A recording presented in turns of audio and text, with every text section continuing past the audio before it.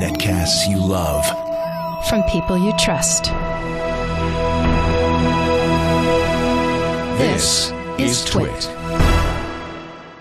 Bandwidth is provided by Cachefly at CACHEFLY.com. This is TWiT Photo with Sarah Lane filling in for Leah Laporte and Catherine Hall. Episode 54. Recorded Tuesday, April 24th, 2012. Doug Kaye. This episode of TWiT Photo is brought to you by Netflix. Watch thousands of TV episodes and movies on your PC, Mac, iPad, iPhone, or TV instantly. All streamed directly to you, saving you time, money, and hassle. For your free 30-day trial, go to netflix.com/twit. Welcome to another episode of TWiT Photo. I am not Catherine Hall, nor am I Leo Laporte. They are both gallivanting around fjords in Norway this week. That's a true story, by the way. Leo and Catherine are in Norway getting a bunch of footage for another version of TWiT Photo, but you are stuck with me today. They've graciously asked me to fill in on the show, but it's not just me. I am not alone. I have two esteemed photography guests. One in studio, Doug Kaye, welcome. Thank you, Sarah. Good to see you. Good to see you, too. And one via Skype, Trey Ratcliff. How the heck are you? Hi, Sarah and Doug. How are you guys? We are good. I like the hair. Yeah, well... It's that kind of a Calvin and Hobbes look.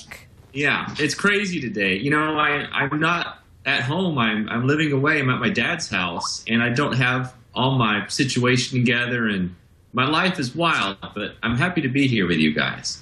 Well, we're happy to have you, too, especially since you do have a kind of a crazy life, because I follow you on the social networks, and it's hard to keep track of where you are at any given time. Yeah, social networks, they'll be big someday.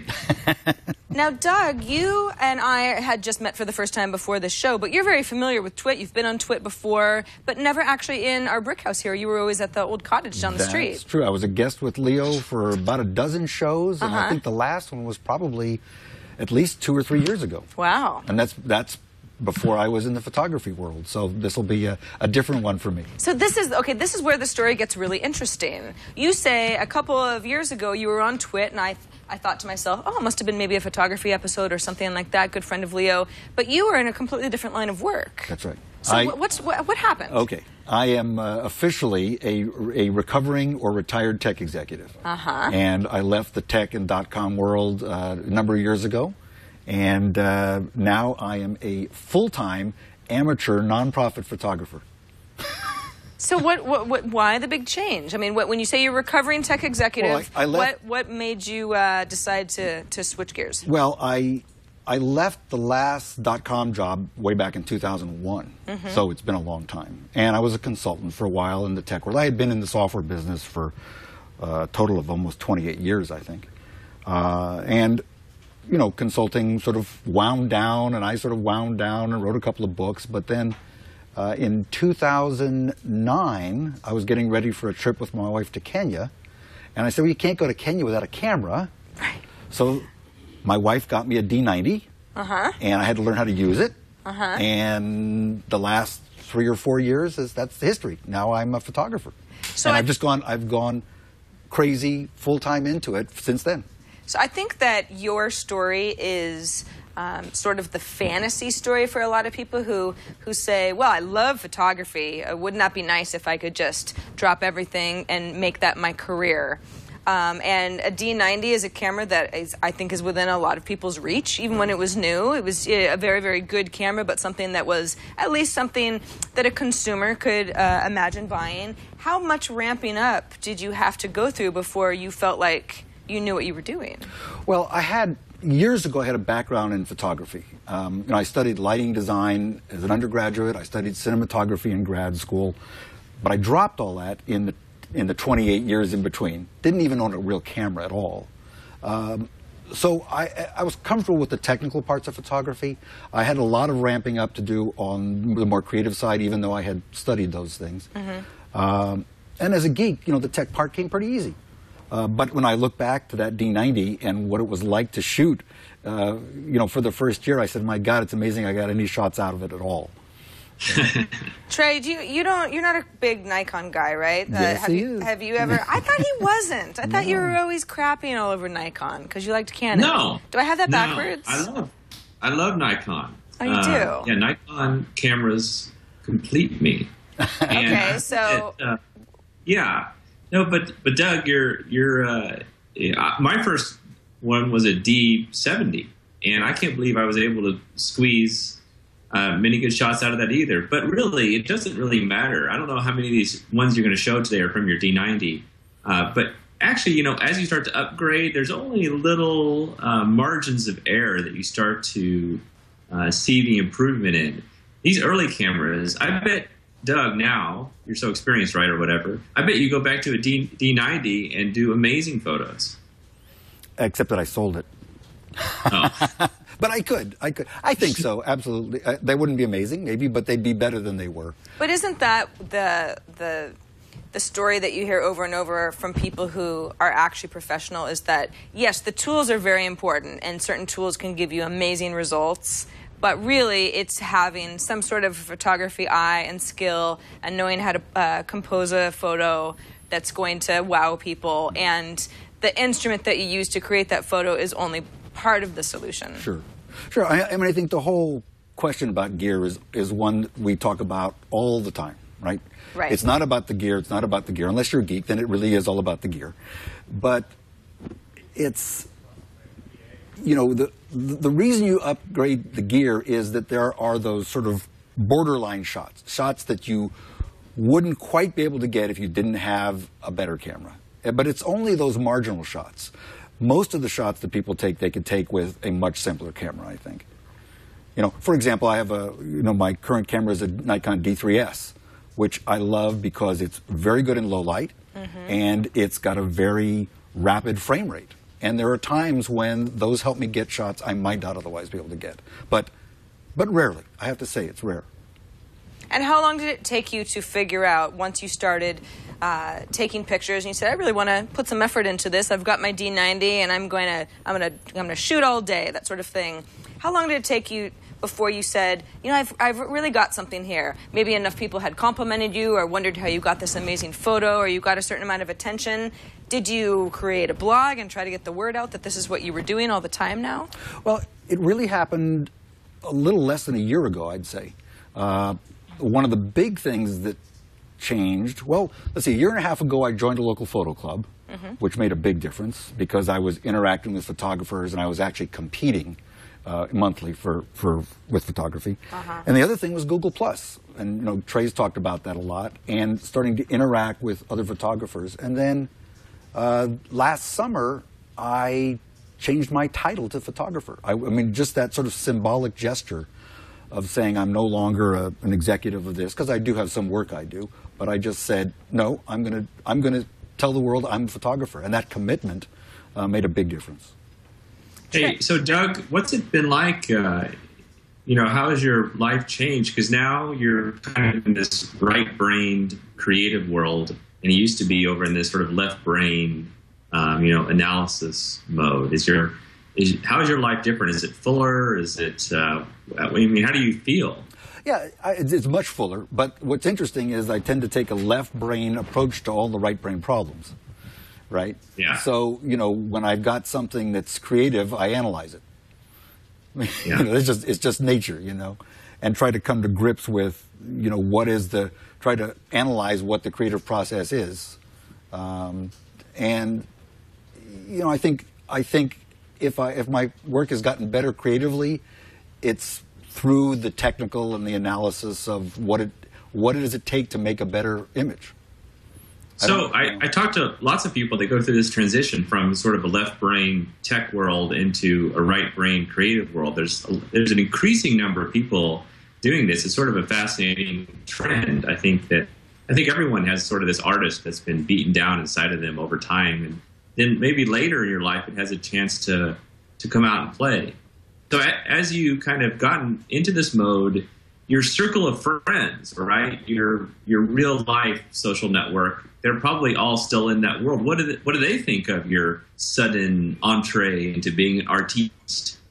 Well, there are a couple of different worlds, right? There's my tech friends who think I'm an absolutely amazing photographer, but not too good in technology. And then, and then there are the people who are my photographer friends who say, yeah, he's an up-and-coming photographer, but he was probably really good in tech. So, you know, you play those two worlds, right? But I do think, you know, as I said, I do think the analytical part has got me through the creative part. I mean, I still struggle with the creative part. I look at things that you and other people do, and I have to sort of analyze them to figure out why I like them. And that helps me build up my photography. But really, as I said, the social aspects, the Google Plus part of it, even, you know, Flickr to some extent, but mostly Google Plus has been such an amazing resource for making my photography better.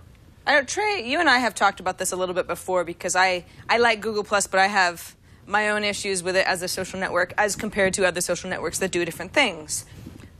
But I'm also not calling myself a photographer, and I don't know that the community, that's such a niche community that has seemed to flourish so well on Google Plus specifically.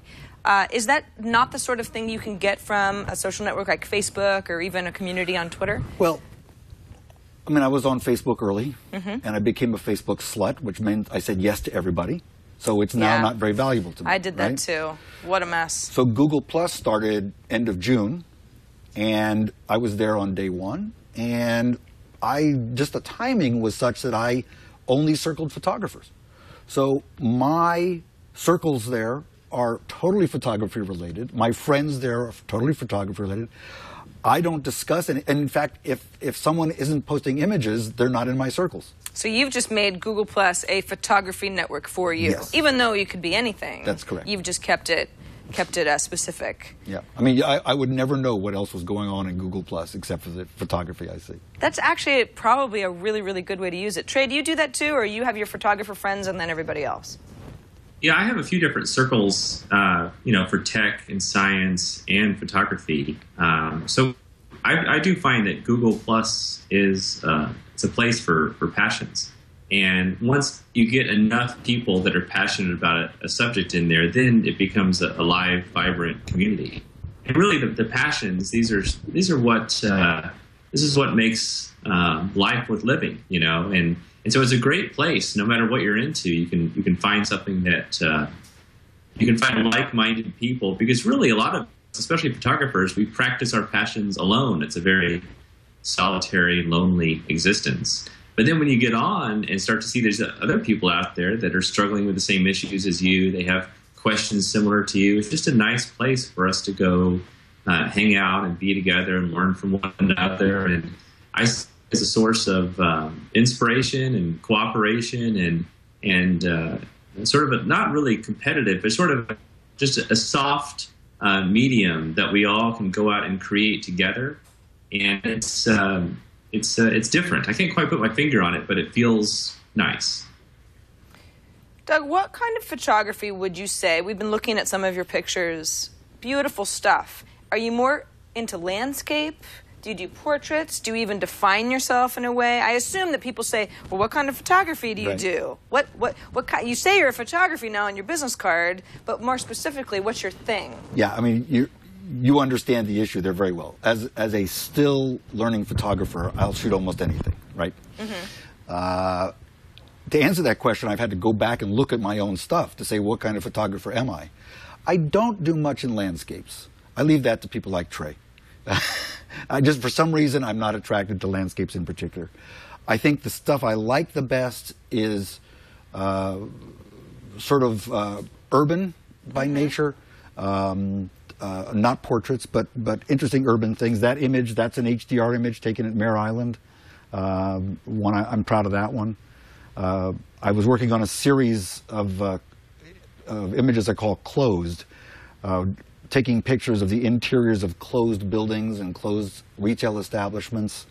And this was an HDR image taken through some chicken wire-filled glass at a big old building in Mare Island, California. Now, I don't know if you've ever thought of this, but looking at your photos, I seem to notice an angular theme. Mm-hmm. It's almost like geometrical, and I wonder if some of your past work that's more of an analytic numbers game somehow comes into your creative process? Well, what you should do is you should ask people to doodle and see what they draw when they just doodle. And you'd see my doodles are very angular, very linear, no curves to them whatsoever. Yes, I mean, there's another one, right? Typical example. That's a typical Doug shot right there. Good observation. And where is that? That's on the High Line in New York City. Oh, yeah. That's right? That's the Standard Hotel? I have no idea. Or one of the... I'm not sure what it is, but it's on the west side of the High Line. They've got some marvelous buildings there. If you ever get a chance in New York. Trey, have you shot there before? Yeah, I've shot. The High Line is a great place to shoot. Yeah. Hey, Doug, let me feed off something I was asking you about your photography, because relative to a lot of photographers that have been doing this their whole lives, you've been at it a pretty short time, but you've been able to come up with like lots of really interesting, well conceived and well executed photos. Why do you think, you're very analytical, why do you think that you've been able to take to this very quickly while other people are much slower to get to this point? Not that speed to proficiency is better than taking your time to proficiency, but why do you think that you've been able to go through these stepping stones so quick? Well, thank you for the compliment. I work at it. I mean, I believe that the creative part of photography is something that you can learn just as you can learn the technical side of photography. So I interact with photographers. I read a fair amount. I mean, some of the David Duchemin books are particularly good, I found, the e-books that he's published. I look at a lot of photography, but I work at it. And I don't think it's unique to me. I don't think it's an inherent skill that I have. I think that I'm just very lucky that I have the time to work on it, and that I do put that time in. My wife will tell you I tend to go full saturation mode on anything I do. I sort of dive in, and I don't sleep much. I used to have a sign that says "Sleep is the enemy," and that's sort of how I do things. And so I've just worked at it really, really hard. I hope I will continue to do so and continue to improve. When you decide what you're going to shoot, do you do a lot of wandering through a city, and when you see those windows that, cast some sort of a purple hue, then you start to shooting? Is there a lot of research that goes into maybe the walk that you're going to do? Not much. I mean, when I go back to a location a second or a third time, like the Golden Gate Bridge is something that people around here shoot a lot, and I've been there many times. Mm-hmm. On one hand, I have a plan. On the other hand, you never know what the fog's going to do, so you get surprised.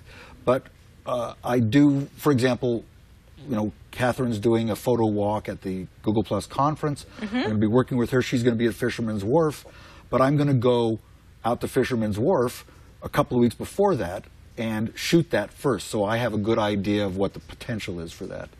But and then I do some stuff in the studio too. I have a studio at home, which my wife refers to as the dining room.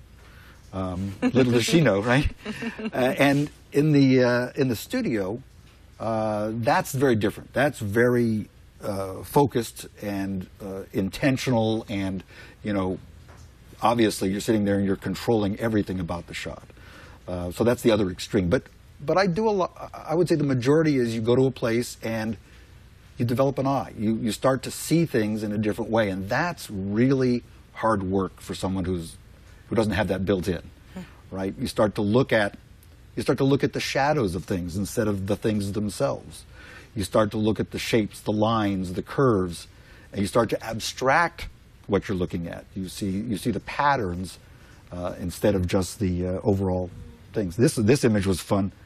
I got to go with Joe McNally to Alcatraz. Special groups can get into Alcatraz at night when there's nobody else there. And we had a group of about 35 people that Joe led. And we got to cruise Alcatraz all by ourselves. That was fun. We should mention, you mentioned the photo walk that you and Catherine are going to be guides for, but that's happening on May 21st. Yes. And if people want to know more about this, it's before the Google Plus Photographers Conference. Trey, I think you're doing one of your own photo walks. Doug and Catherine's is at gpluspc.com/register if you're interested in participating. Definitely a good group of folks. We'll probably start at the same place because you're doing the Embarcadero, I think. Trey, is that right? Yeah.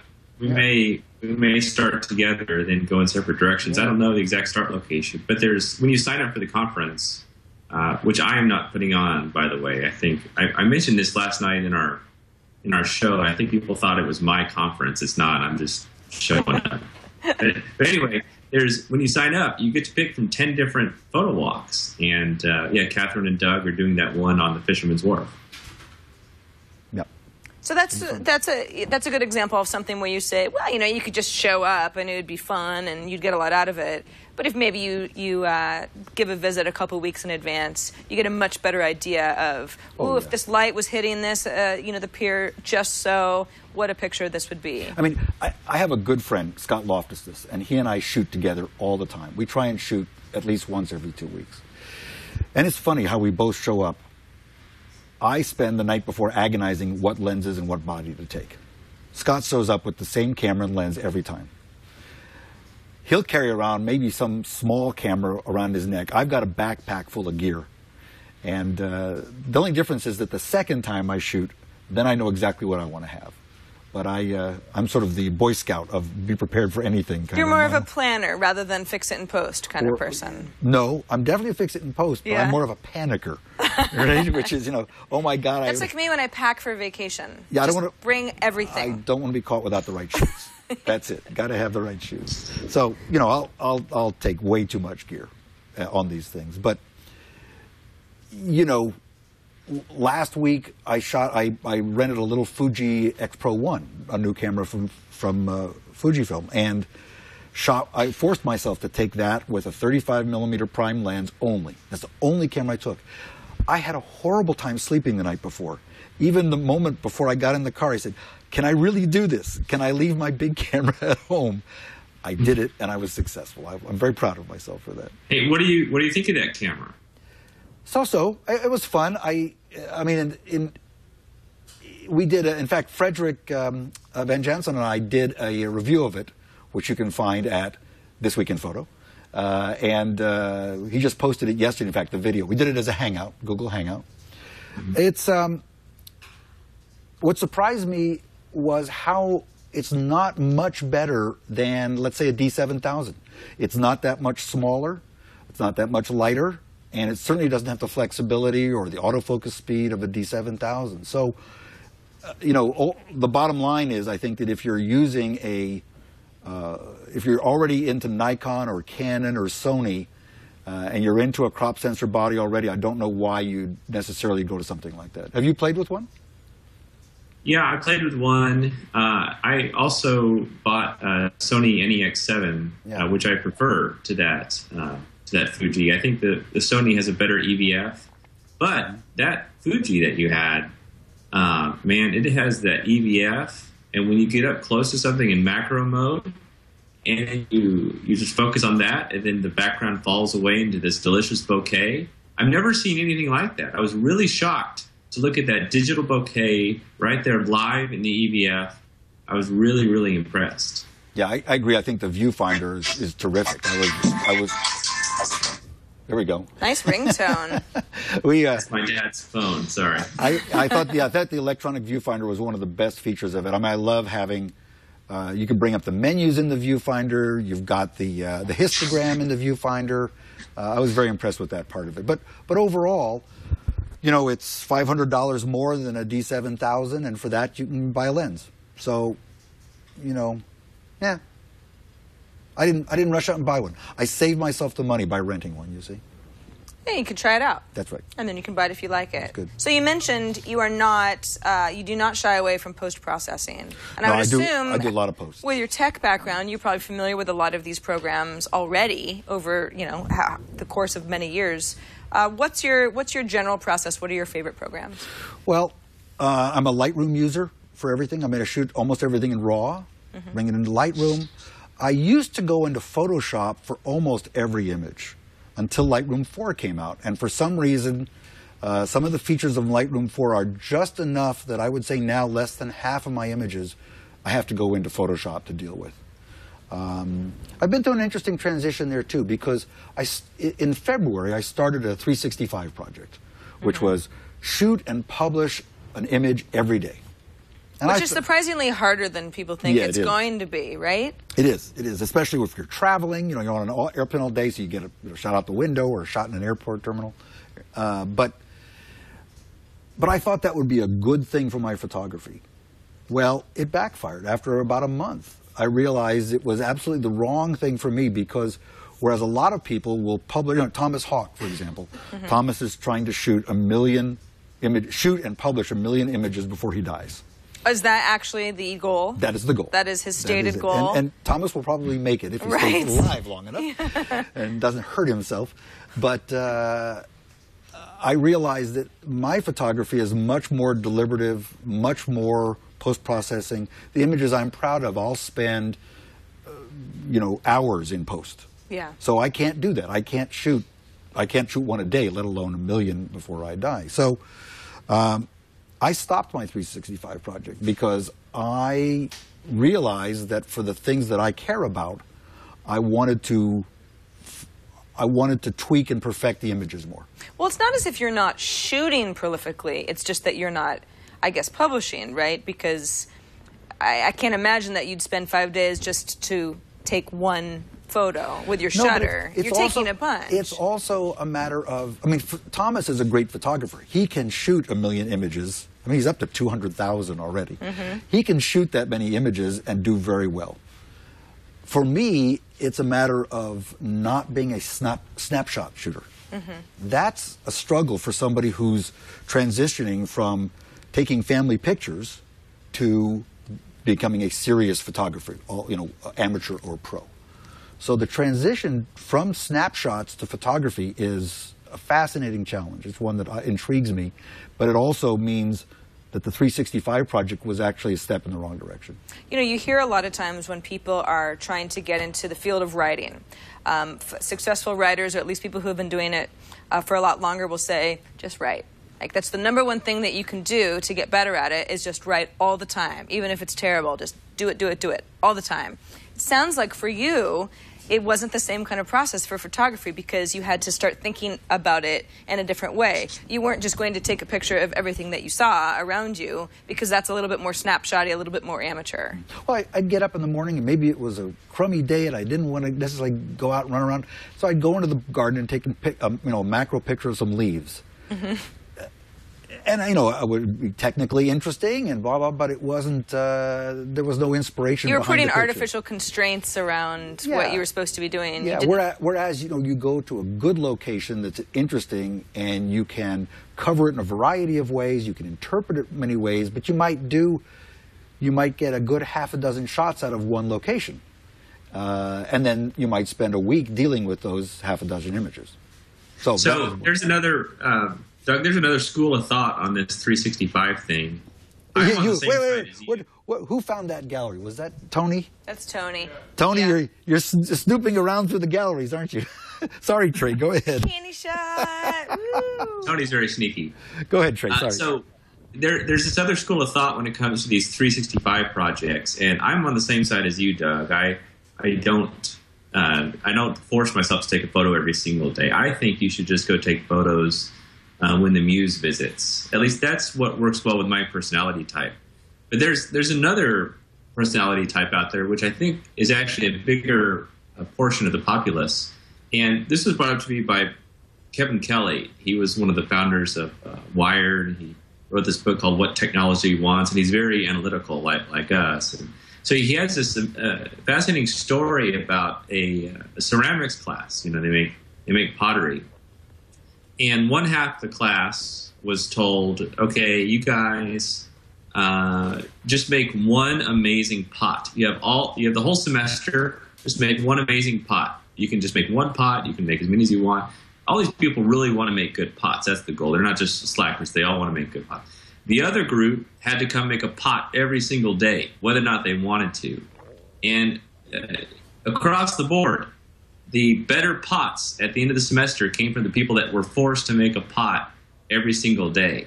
But I think there are certain body types, I think maybe like yours and mine, that, and I don't know what that is, but that maybe that 365-a-day project will not work for you. So if it's not working for you, but everyone says it should be working for you, maybe it's just not for you, and you learn in a slightly different way. I think that's right. I think the key is you got to keep shooting. You've got to keep working at it. If you stop, then you're not a photographer. So, you have to keep at it one way or another. Trey, on average, how many days out of the year are you shooting photos with the intention of getting a bunch of photos to bring back? Yeah, well, once I hit a location, I go crazy at that location. So I just came back from San Francisco. I was there for... I know, I missed you somehow. We were supposed to have dim sum, and it didn't happen. Yeah, we're busy. Yeah, sorry about that. It's all right. But while I was out there for about 10 days or so, I just dumped everything into my Lightroom. In fact, now that I got home. After a trip, I'm always, I feel this sensation that I just have got to get everything back on my home computer and dump it off, and then I can relax and think about the world again. So anyway, I just dumped everything off into my Lightroom, and in California, I took about 3,000 photos. Out of those, I bet I'll have probably only 100 that I'm really proud of. So typically, once I get to a location, I go crazy. I don't like to waste photos. I take it if I think it has potential, and then I'll get back home and really cull through them and pick out the winners. And just like Doug, I love post-processing. That's I think once you start loving post-processing as much as taking the photo itself, then it's a great thing. Yeah. Doug, do you sell any of your photography? Obviously, I have a good story about that. Yeah, let's hear it. I have a SmugMug page. That's DougKaye.com, and I put stuff there. And one of my images, 2 people wanted to buy prints of the image. Well, I sort of freaked out. I said, well, I don't know what the quality is going to be like, so I ordered the prints first myself through SmugMug to make sure they were right and all that. I sold 2 prints. And then I sold 3 more. It turned out those 3 were to my mother. Oh. So as of that point, 60% of what I had sold was to my own family, in fact, to my mother. I do sell a few prints. I plan to ramp that up a little bit through the SmugMug stuff. And recently I've gotten into printing as an important part of the photography, so I may start selling them directly instead. I think the printing is an important part of it too. For somebody who's, you mother aside, well, she just likes your work, of course. I told her, I said, I would have sent them to you for free, but she actually went in and bought the images. My mom would have done the same thing. It's a very mom thing to do, show support. But for the folks who are actually finding you organically via SmugMug or your website, they'd heard of you and say, I love this, I want to buy it. If you're not used to, gosh, how much do I charge for this? Do I want to get as much as possible? What do I think this is worth? What do you do at that point? I mean, Trey obviously makes a business out of selling and licensing his photography. Do you ask other people who are more established? Well, with something like SmugMug, you can go see what other people charge. You can just go find get a sense of the range. Find people who make art that you somehow consider comparable to yours and see what the rates are. It's all over the place. There are people who charge some multiple of the cost of the physical print, and then there are people who say, well, my prints are worth, $500 for an 8x10. Because that's what I choose to sell it for. So there's no right answer, but certainly the availability of information for research is out there. It's not a secret. So you can do that, and that's what I think people should probably do. It doesn't solve the problem. You still have to make the decision. Right. But at least the data's there. So how have you approached it? For people who are asking you about a print, is it a certain percentage of what you felt your time was worth, time and energy and equipment? I pulled a number out of my hat. I just guessed for now. But I am shifting towards doing my own printing and doing my own fulfillment of those orders rather than having them ordered. And the reason is simple. Well, actually, two things. One is, if I looked at the quality of the prints that were coming from the labs that just do it without me ever seeing them, and I wasn't really happy with them. And the other is, I really like printing. I've just gotten started. I'm brand new to printing, but I love that process too. And I like being able to control how the image looks all the way up until the final version. So, I'll be revisiting the pricing at some point on that too. So, we'll see. All right, we have some tips. We've got favorite photos. Doug has a whole, it's just a box, really. Bag of junk. A bag of junk of gear. But before we get into that, I want to thank Netflix for sponsoring this episode of TWiT Photo.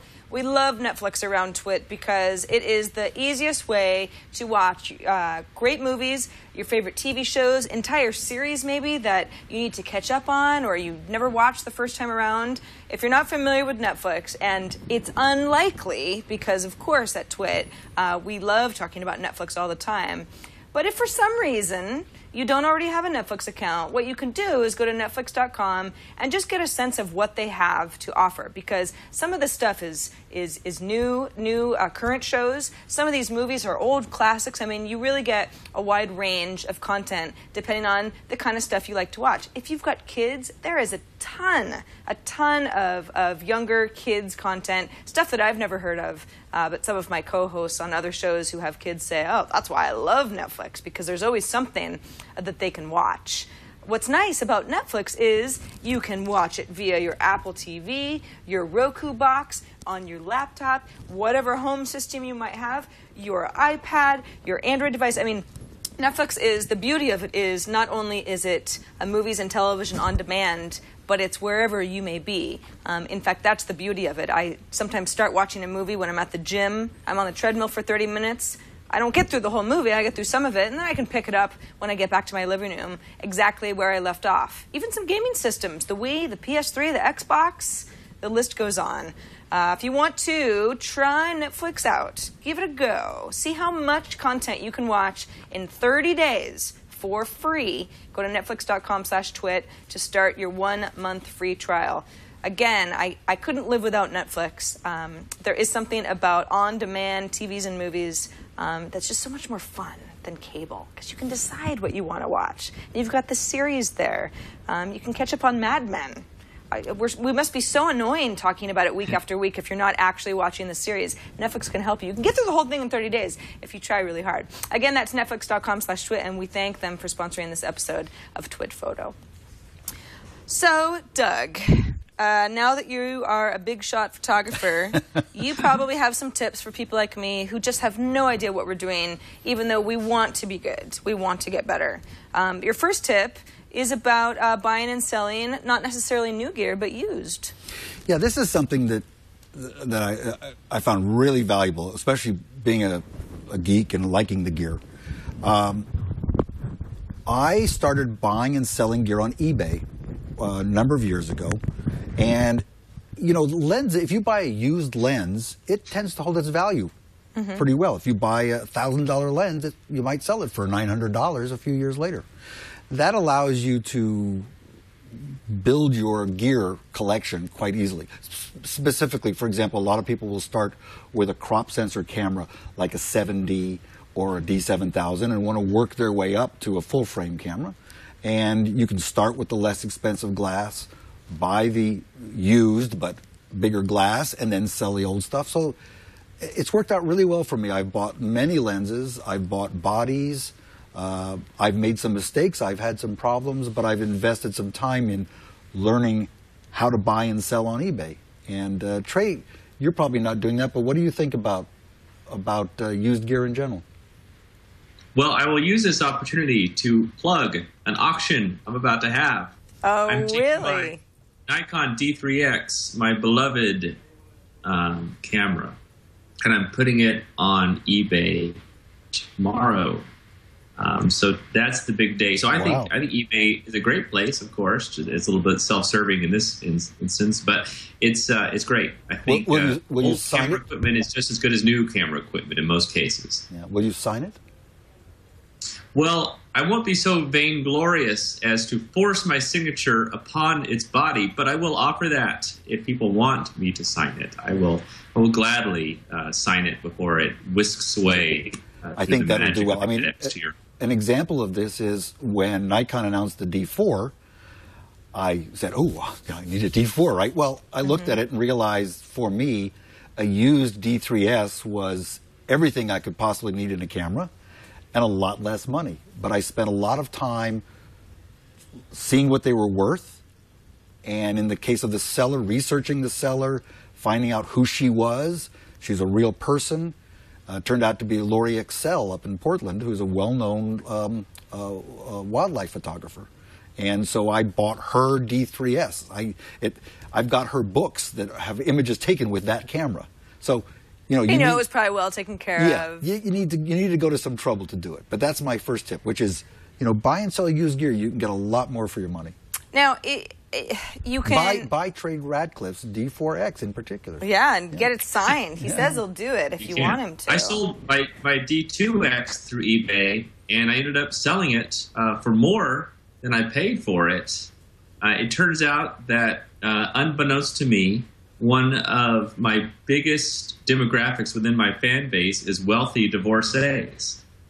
And they pay a lot of money for used cameras from me. So it must be. It's the hair. So nice it's all for because you. of the hair. Aw, what a sweet story. It's the hair. Yeah. Is a lens okay? I could think of it almost compare it to a used car, right? You'll save a lot of money if you buy a used car because as soon as it goes off the lot, the value decreases quite a bit. Can a lens last forever as long as it's been taken care of? Well, it'll depreciate over time, I assume. No. Some of the old Nikon and Canon lenses are collector's items. Yeah. You can't get them. Some of them are extremely expensive. The one thing about the gear is a couple of tips. One, make sure that the seller confirms it's a U.S. model. Nikon in particular will not repair a non-U.S. model. They're protecting their dealer and distribution chain. And I had one lens, I sent them for repairs, they refused to touch it, and they dragged their feet in returning it to me. The other is ask the questions about condition. You know, do you guarantee it has no scratches? Are you guaranteeing it has no mold inside the lens? You know, you have to ask these questions to get it right. But if you spend time on eBay seeing what other people are asking, you'll know what questions to ask yourself.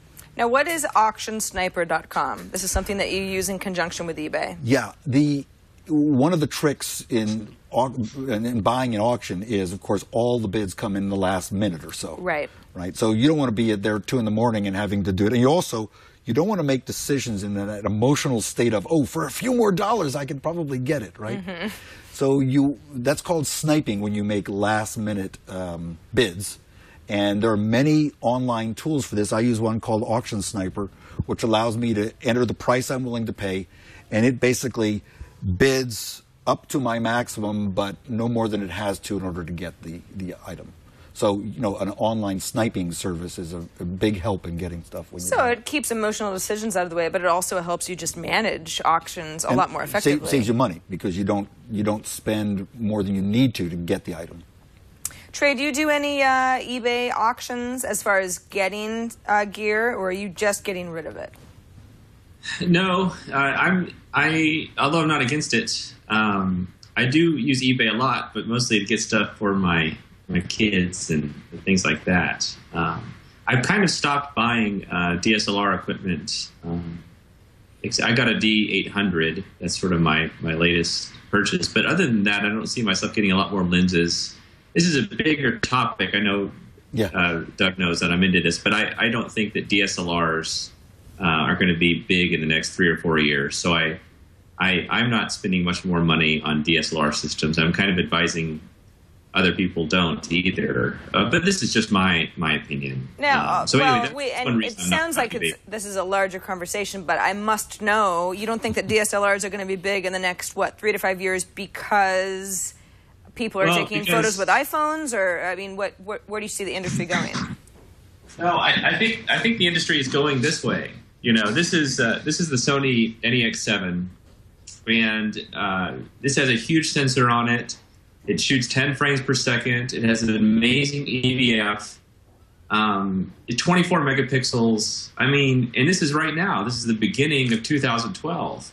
I mean, I don't know what Sony will make late this year or early in 2013, but you know, these lenses, they're tiny, they're light. You can travel with, look how small it is. This is nothing. And this is a very powerful lens. So, you know, the trend that I see is everything is going in this direction. Smaller, faster, lighter, better. And, you know, I just don't see myself using a giant D800 camera in 3 to 4 years. I think that sports photographers will. I think that maybe like animal photographers or people that do high-speed action type stuff will. But that's going to become a smaller and smaller niche over time. I think you can get great images from these little guys. So that's a Sony NEX7, correct? Yes. So what does a particular Sony model have that other competitors don't have in that particular space? And the reason I ask is because Sony's going through this whole restructuring model within the company itself and trying to figure out what they can make money still doing, and they've fallen off a little bit in the TV business. I mean, is there future in cameras? Well, they've got a really strong digital camera line. They're really smart. These guys know what they're doing when it comes to the intelligence inside of these systems. And you know what's frightening, and I'm not embarrassed to admit this at all, I'll just go ahead and admit this, is that now I do understand everything about the camera. You know, I understand all the aperture and ISO and all that stuff. And I can go into manual all the time on any system and get it right. I can get it right. I know what to do in every situation. But this thing is so gosh dang smart. I just leave it in intelligent auto 80% of the time, and it just knows. Like, I move from indoor to outdoor. I'm shooting a flower. I'm shooting moving people. I'm shooting my kids running around. I shoot a landscape. It just knows what all the settings should be. And so now I can focus on the composition. I can work on, you know, getting my body in the right situation for the shot. And, you know, it's so smart. And so it's all trending kind of in this direction where the camera makes a lot of the decisions for you, so you can focus more on the art than the tech behind it. The sensors are great. Sony makes the same sensors that end up in the Nikon, so they understand that technology. You ask what makes it better than their competition? Really, not much. These are all shades of gray, but you know, Panasonic and Fuji and all these people are getting into this new mirrorless line, and I think this has an amazing trajectory for the future. Doug, you mentioned earlier in the show that you had joined a photo club, and that had been really good, just not only to meet other people that are like you, but to get ideas. Do you hear this sort of thing from your peers in photography clubs? About the mirrorless? Well, just about the fact that cameras are so smart and they can do a lot of the work for you, and some of the focus can be left to composition and deciding what you're going to bring with you, not figuring out, you know, what f-stop to use at a certain point in any given photo shoot. Well, unlike Google Plus, which is actually a fairly narrow range of people's technical abilities, or not technical abilities, but technical choices, the local photo club I'm a member of has a huge range. We have people with high-end DSLRs. We have people who only shoot with iPhones, and everything in between. We have people shooting film. So there's a huge range in our particular club, and I would think that's true in most of the places too. I think Trey is absolutely right. He's just ahead of us in everything. I think next year's probably the big transition year. You know, the story, Trey's story is that he told everybody he was never going to buy another DSLR, and then the D800 came out, and he just had to replace the D4X with an 800. But I'm sure he's right that he won't do that next year. I think next year is going to be the year when the next generation mirrorless cameras really are the best cameras for most people to own. For most people, they're so close. That Fuji X Pro 1 was really close, just not quite there yet for me. What are some of the other things that you've learned from other people in these photo clubs? Because I can't imagine the highest end DSLR user having so much in common with the iPhone user. Well, see, again, it's great for me because, again, I'm working on the artistic, the creative part, in which case the gear doesn't matter at all. I mean, these people who shoot with iPhones in my club have gorgeous images, and I wish I could do it. I'm trying to learn how to do that with any camera. But the thing about the club, first of all, it's social, which is nice. Yeah. There are photo walks, which are great. But the main thing is we have formal competitions every month. We have digital competitions once a month. We have print competitions once a month. And they have a judge, they have rules, and putting your images into competition and watching other people in competition really brings everything up a notch. You learn when the judges look at the images, we might have 120 images. Tonight, for example, is our digital competition. We might have 120 images. The judge looks at each one for 3 seconds. Wow. Goes through them in groups, and then comes back and gives a few comments and then judges them. And I'll tell you, you learn a lot. You learn a lot. And you get a different judge every month. They have different prejudices. So just putting your images into competition is a whole nother experience that a lot of photographers don't get. It's helped me a lot. One of your other tips that you say has helped you a lot and allowed you to take back a little bit control if you're going to sell an image or just frame something is printing your own images. Is that expensive? If I want to just, I don't know, is it just a darkroom that I'm building in my garage? What's your setup like? Darkroom, Sarah? You mean with developer and stop bath and hypo? See, no, I need help. No. I'm thinking of my college days. They're digital. They're digital. You can get a very high quality printer now, like an Epson R3000. Mm-hmm. After rebates, the printer's $500. Yeah. And what's the largest size that you can That's print? probably going to do 13-inch wide. I think that does 13-inch wide by roll, so you can do 13 by 60 or whatever. Big enough. Yeah. The paper and the ink is where you spend all your money, unless you don't print very much. And if you don't print very much, you probably shouldn't do it. Mm-hmm. But the quality of the quality of the cameras are so good today that the camera does not limit our creativity. The quality of inexpensive printers is also so good that it doesn't limit our creativity. And I personally love the fact that I'm responsible for that very finished product, because it's not just the printing, it's the matting, the mounting, and maybe even the framing that I'm doing. I'm new to it. I'm still learning, but I can print an image. I can say, the color's a little off. It's a little light. I don't like something in this. And I'll print it again, and it's going to be as good as I make it. And if you let somebody buy your images or license your images, you're not getting the benefit of that finished product. It also means, because you put so much work into it, that when you go out to shoot, you're not going to take a snapshot. Mm-hmm. You're going to spend the time to get the shot that you really want to use when you get back home and go through all that effort.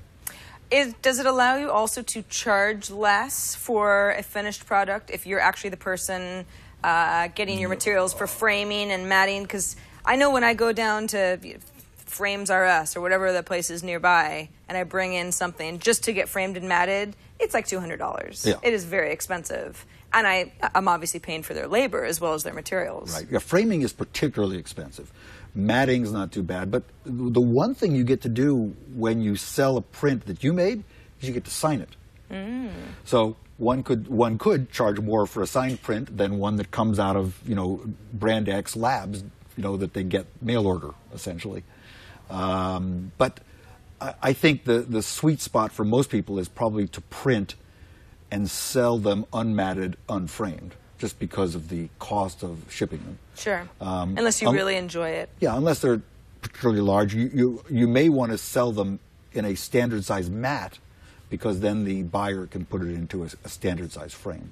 Trey, do you work with a third party framing, printing company, or do you do this stuff on your own?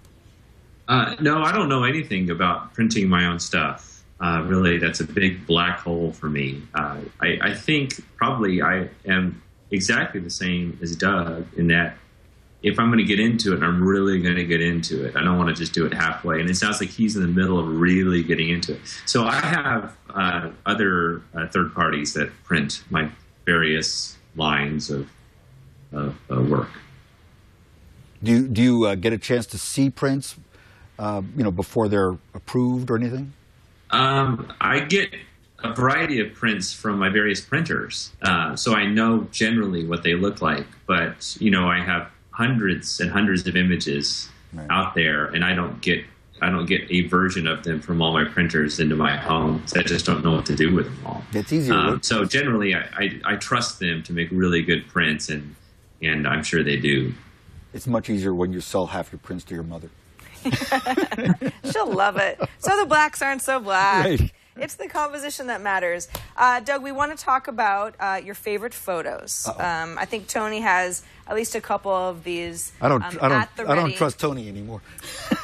Bubba's Diner. This is fun. This is San Anselmo for those of you who live in. This clearly looks like a photograph. This looks like almost like a watercolor painting. This was fun. This was done on a photo walk with the local photo club. And I played with it many, many ways. It's an HDR image. I think it was it might have been 5 exposures, one stop apart.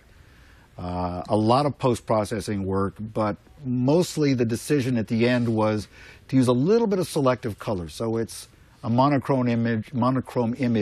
I don't know how well it comes across on the video. Yeah. We see it fine. Sure. Yeah.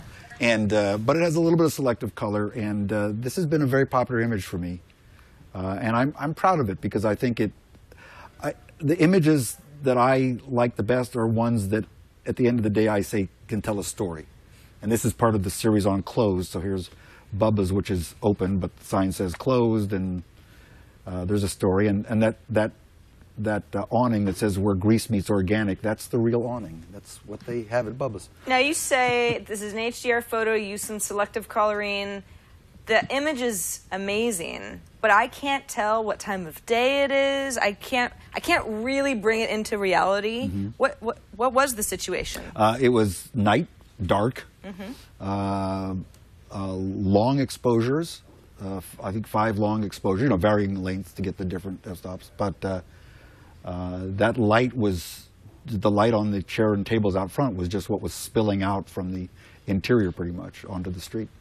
Love it. All right, let's see the next favorite photo. Pacific Made. This is a recent one. This is also an HDR image. And the giveaway to that, by the way, is that the roof of that boat is brighter than the sun. That should be a clue right there, right, Trey? And this was a boat on Maui. There had been a big storm, and this boat had actually run aground and was sitting there and went out. I drove past it and then went back and caught it just at sunset. And again, this was at least 5 images because of the dynamic range. I mean, in one image, to get that sunset, that boat was essentially all in the dark. That would be a very dark image there normally. So you said the dead giveaway for HDR, because sometimes HDR is very obvious, and sometimes it's not. It can make a mediocre picture really amazing. Mm-hmm. You said the top of the boat was lighter than it would have been in reality. Yeah, Tony, go back to that again. You'll see. I mean, if you look at forget the color, just the luminosity, the brightness of this. Mm-hmm. The white on the boat is almost pure white, almost. And the sun is as bright as it could be, given the monitor that we're looking at. Well, in reality, there's no way that boat could be as bright. It's in the shade, first of all. Yeah. It's the shady side of the boat. There's no way it's going to be as bright as that sun. So if you know what to look for, my HDR images are not. I try to avoid the HDR look that people talk about. I'm using it as a way to compress dynamic range. Period. It's a technical challenge, and that's why I got into HDRs, because I wanted to be able to shoot interiors with exterior things and so forth. So anyway, that's the secret in spotting it. But I'm happy with this one. I like the way it again tells a story about this boat that's ran aground, and there's this very dramatic sky. And is that the storm that put the boat aground? I don't know. It wasn't, but it's beautiful. Thank you. It's a beautiful image. Let's talk about your gear. We've got this gear I've been looking at down at your feet this entire show. I got. So let's see what some of your favorite. Because people bring favorite toys. People always show up on TWiT Photo with cameras and lenses. Right. Right. Well, we don't want to do that. We want to do something different. Okay. So this is little things from my studio. This is which camera are we going to use? This one. All right. There you go. So this is a Manfrotto clamp. I can't remember what it's called. Is it a J clamp? Tony knows what it's called. He'll tell you in your ear. But this is an inexpensive clamp that you can use to clamp onto anything. You can put a strobe on it. You can put a small camera on it. You can put a flag to block some light. That's a very handy thing. You can make them yourself, too, from something from the hardware store. But this one happens to be made from Manfrotto. It's called a 175, Model 175. Very common, very popular. There it is. Spring clamp. There you go. So if you're buying it, it's about $20 or so. $20, yeah. Yeah. That seems like a great thing to have in your back pocket. Oh, it's great. And, you know, everybody's got to have a couple of them, right? And then I came across this thing. This is called a Wimberley Plamp. P-L-A-M-P. I don't know what it can Sounds like something from Harry Potter. Yeah. A Wimberley Plamp. Right.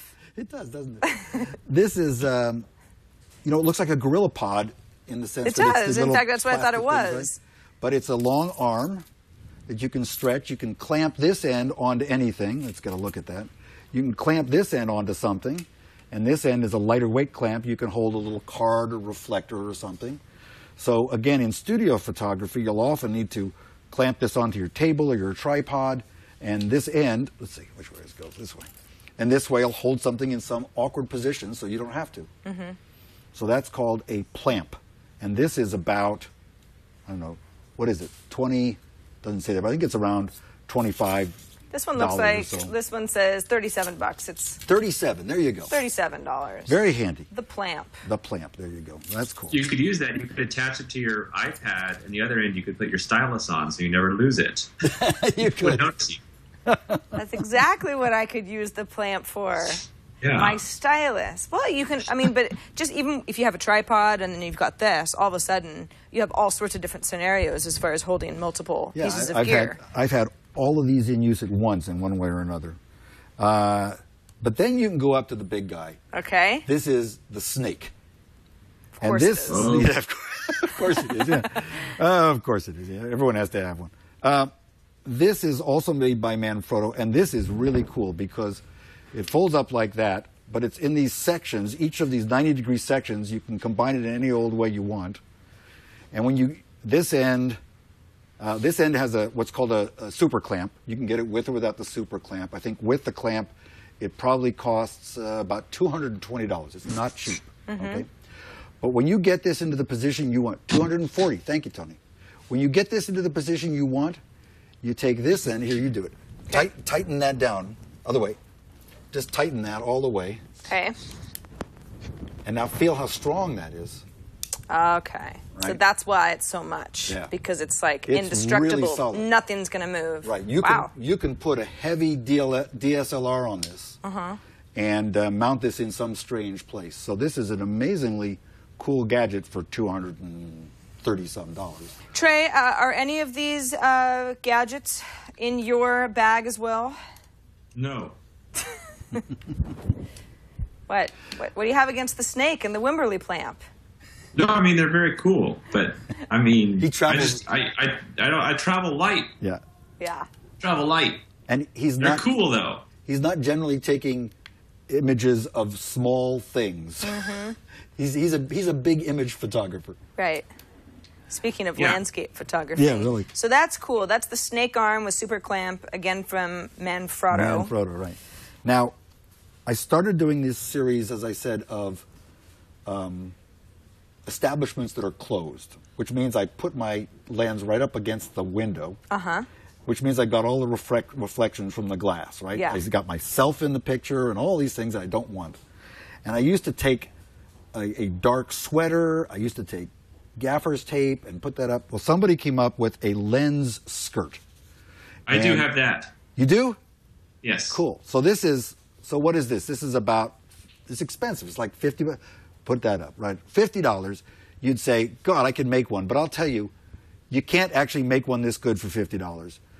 You put this end around the lens, right? Let me do it this way. So this then goes around your lens. You cinch it down, and then you have 4 suction cups that go up against the glass. To the window. Right? I so see.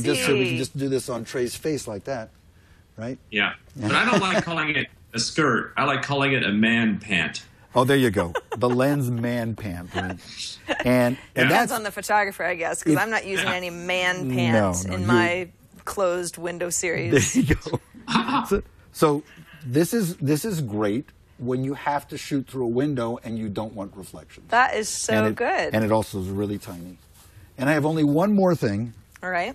And it has a special reason. Okay. Because it is the thing that when I go out to shoot, more people ask me about a notice than anything else. What in the it keeps things level, right? It's a level. And this of course is Trey Ratcliff is probably as famous for this as anything else. This is like, how much does this cost, Trey? $10?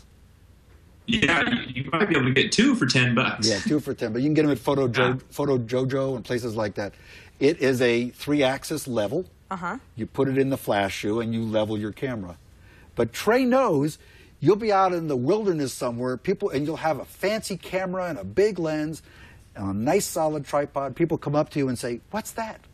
And it's the little green cube in your flash shoe that gets all the attention. It's a conversation starter. Now, this whole thing is just designed to keep your photos level, right? Right. Well, no, it's really designed to start conversations amongst other photographers. Because if you're lonely or whatever, you just put on your camera. Eventually, someone will walk up to you and they're curious, and you that is what I suspect, is that you just want to talk to other people with this, because can't you fix your horizon in post? Do you really have to worry about it that much while you're there taking the photo? Well, there are 2 things. One, if you fix your horizon in post, you're going to have to change your crop. Yeah. Right? Because you're going to lose some horizontal and vertical. And, now this is getting geeky, and Trey and I have never talked about this, but if you have to rotate the image, you're going to lose some resolution. Right? You're creating new pixels from old pixels. You're not just moving pixels. Yeah. So there's a certain interpolation that has to happen. Now that's really geeky, especially if you have a 36 megapixel camera. But the takeaway is, if you can get it right while you're out there, that's ideal. Right, because that way, especially if you have a camera that has 100% viewfinder, some don't, right? But if you have it, you want to get the shot, and if you do this, you can come home and not have to crop anything. What's the name of this again? I need one of these. It's a Trey Ratcliff. The Trey Ratcliff cube. A little level cube. I don't know. It's great. It's not like, if you just Google green cube or camera, and you'll end up on Amazon. And you'll get it. So I need this because I'm incapable of getting anything straight. When I knew Trey was on our show today, I decided that had to go into the grip bag. Love it. So love it. Thank you, Trey. Sure. So what's next? What's next for you, Doug? What you got? You have photography projects on the horizon. Are you going to sell more stuff? Are you taking any big trips to get photos of places you've never been before? That's a trick question. It's not a trick question. I'm really serious. I want to travel more, go more places, because one of the things you learn is if you want to get great images like Trey Ratcliff does, you have to go to great locations. Yes. He's a world traveler, and that's how he has all those beautiful shots and of everything. he himself has been stuck in customs. But you need the subject matter. You're not gonna find a lot of great photographs in your garden. You'll find a few. So going to locations, shooting more. For me, I'm primarily learning. And my biggest thrill about the photography comes from learning and getting better. So I'm going to do all of the above, because I'm still at that stage where most of my pleasure comes out of doing something that I couldn't do before. Yeah. Is learning a new skill, creating an image that I'm proud of. And I have the luxury of not having to sell my work to support the hobby. So I'm going to keep doing that. So more of the same.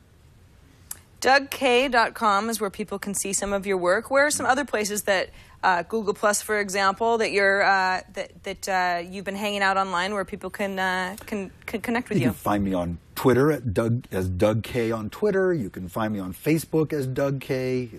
There are other Doug Kays, but I've pretty much got that one locked down. Yeah. So you're everywhere. Try to be. You're busy online. Well, thank you so much, Doug, for coming and hanging out and talking to us about your method, your very interesting history, and how you got to where you are now. It sounds like you're having a lot of fun. And Trey Ratcliff, thank you for joining us from the great state of Texas. We know where you can be found because you actually host a Google Hangout that we're running on TWiT now. But what about where other people want to find you online? Yeah, so we have that show that's on every Monday night on the TWiT network. Trey's Variety Hour. Trey's Variety Hour. We had a really fun show last night that's being encoded for the podcast right now. Otherwise, I just put up a new photo every day on stuckincustoms.com. And I hang out on Google Plus quite a bit. But I'm also on Facebook and Twitter as well. So just about anywhere you can find me if you so desire. All right. Well, thanks to both of you for being here. A couple of reminders of stuff that you should know about. Catherine Hall, of course, the normal TWiT photo co-host, who is with Leo Laporte in Norway as we speak, is hiring. She's hiring for her studio. If you want to know more about it, maybe you are a budding photographer, photography assistant, or know somebody who is, please visit catherinehall.net. She's got a blog post about who she's looking for. And that is, what a fun job that would be. A very talented, smart woman. And both Catherine and Trey will be at the Google Plus Photo Conference May 22nd and 23rd, the afternoon before on May 21st. Doug, you will participate in a photo walk down at Fisherman's Wharf in San Francisco. So again, if anyone's interested in joining that, it's at G+PC. So the letter G, PLUSPC.com/register to take advantage of that. Sounds like a really fun event. Should be. Absolutely. Thanks to both of you. For now, I'm Sarah Lane. I will not be here next week because Catherine and Leo will be back with a special episode of footage from all the fun that they've been having in Norway. You will not want to miss it. Until then, take lots of pictures, and we'll see you next week.